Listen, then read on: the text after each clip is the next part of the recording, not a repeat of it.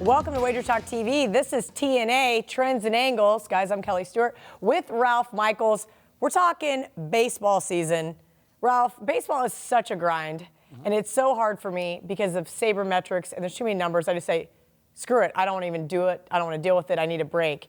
But you've got some really good trends and angles here that where we can find some tidbits to kind of get my degenerateness through baseball season and on to football season. Baseball is also unique, though. I mean, your worst team is Baltimore. Their totals, close to 60, and one of the best teams, the Yankees, and you're getting 380 on that team. So, you have situations where people don't give division dogs enough credit, and that's one thing you have to remember. But, I just pulled out a couple obvious situations for the novice followers, those that don't like the grind, that could just look at an easy play by following a box score.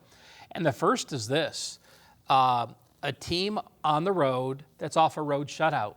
Look at the box score. A team got shut out yesterday. They're still on the road. You bet the over-under in that game. You're 88, 158, and 12, 35.8% to the over. So a 64.2% play on the under, just playing the under if a team got shut out. If the bats are cold or the pitching's hot for a team, it tends to stay that way the next day. It's 0-8 So now, are we talking about in the same series, or it doesn't have to be the same series. It doesn't have to be, okay. It just, you were on the road, you got shut out, and you're on the road again this game. Okay, perfect. 0-8 this year over under, so all 8 occurrences have happened. We're filming on Wednesday, just to give people a reference point.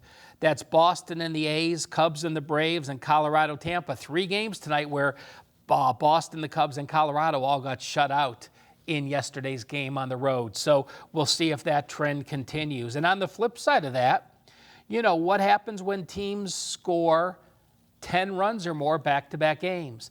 Doesn't nearly happen as much as a shutout, but this doesn't matter when they score those 10 runs. They just have to be on the road in the third game. So you're on the road and you scored 10 or more runs back-to-back games, you're 24 and 10 and 2 to the over, 71%. So like an you said, when easy the over bats and say angle, hot. an easy under angle for you just to pay attention to, season long, just as a baseball fan. Just throughout the entire baseball season up until basically the playoffs, or is that still those relevant? Regular season, yep. Regular season. Okay, perfect. Any April-specific trends that we can look at over the next month? Yeah, there's a couple here that aren't great records, but, in baseball, if you can find a record where a team is a favorite and you have a losing record, I mean, those are golden, because your goal is to play 2 dogs that split and make money. Well, April away favorites that scored 2 runs or less in their last game. So you scored 2 runs or less, you're now an away favorite, you're only 21 and 19. The average line, you're minus 134. So while a 21 and 29 record. So you're already losing, you're a favorite, you're down 8 games as a favorite, and with a line of 134, you're actually down 16.1 units in those 48 games. Wow. A very profitable situation. So again, April away favorites that scored 2 runs or less their last game is a team you want to fade. And then, we talked about division away dogs in April.